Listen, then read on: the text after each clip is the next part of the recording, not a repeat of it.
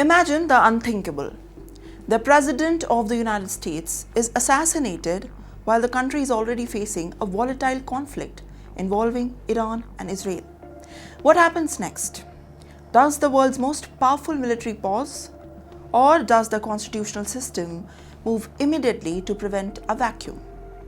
Now, the first answer is surprisingly clear. Under the 25th Amendment, if a sitting president passes away, the vice president becomes president at once. In the hypothetical scenario, Vice President J.D. Vance would be sworn quickly and would immediately assume as the role of the commander-in-chief. Now, there would be no legal gaps in the presidential authority.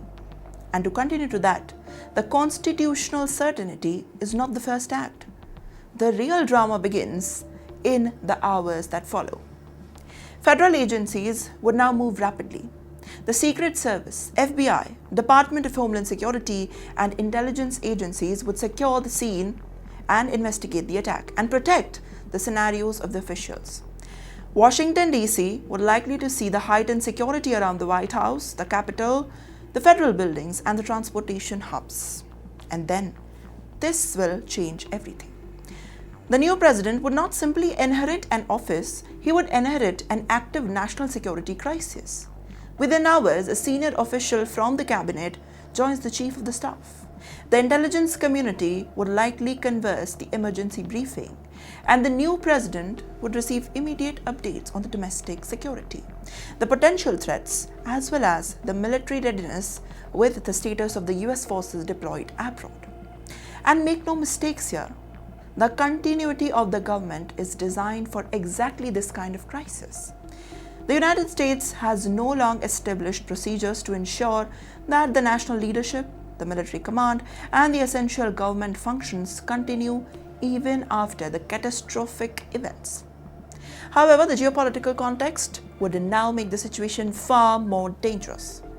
If the assassination occurred during a conflict involving the US, Iran, and Israel, every military and every diplomatic signal would now be scrutinized by the allies as well as the advisories alike.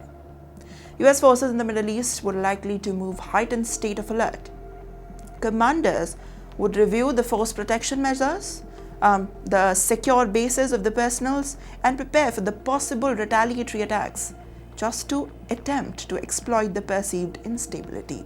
But the new president would now face a difficult strategic choice. If there were credible evidence linking to the assassination to of a foreign actor, the pressure for a response could intensify. Yet any major military action would carry the risk of widening conflict, and yet the legal framework still matters. The president, as commander-in-chief, has authority to respond to the immediate threats and protect the US forces. At the same time, sustained on the large-scale military operations would raise questions under the war and power of the resolution and would likely prompt closely constellations of the Congress. Now, Congress itself would become a central actor. How? Because the lawmakers would likely converse quickly to affirm the transition of power, receive classified briefings, and debate the appropriate response. And in the moment of the national shock, there could be a temporary bipartisan rally around the president. But the political division and demands of accountability would also emerge. Domestically, the country could experience a mix of mourning, anxiety, and tense political debate. Law enforcement would monitor for the potential unrest, threats against the public officials, as well as the spread of misinformation widely. Now, public communication from the White House would be critical to maintain the confidence in the continuity of the government, and mind you, smoothly. Internationally, the allies such as NATO partners as well as Israel were likely to express support and seek the reassurance from the US commitments that remain intact. And advisories, including Iran if implicated, would be watched closely for the signs of escalation or any attempts to exploit the crisis furthermore. The nuclear command system would also be a key concern.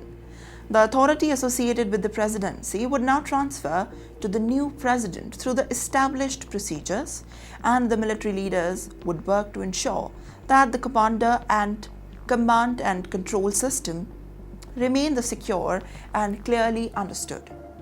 In the best case scenario, the transition would be orderly. The investigations would quickly clarify the responsibility, and new admissions would now closely coordinate with Congress and allies to prevent escalation. In a more volatile scenario, uncertainty about the source of the attack, public unrest, or rapid military retaliations would create a dangerous cycle of escalation in the Middle East and beyond. So the core lesson is that the United States has a constitutional mechanism to ensure the continuity even after the demise of a seated president. But during a major international conflict, the challenge would not only be a legal succession, it would be a delicate balance of maintaining domestic stability, preserving the military command, and then preventing a regional crisis from becoming a major, larger global confrontation. And that is why, in such a hypothetical scenario, the first hours would be defined not only by mourning and investigation, but by an urgent effort to reassure the nations and the world that American system of government remains functional and in control.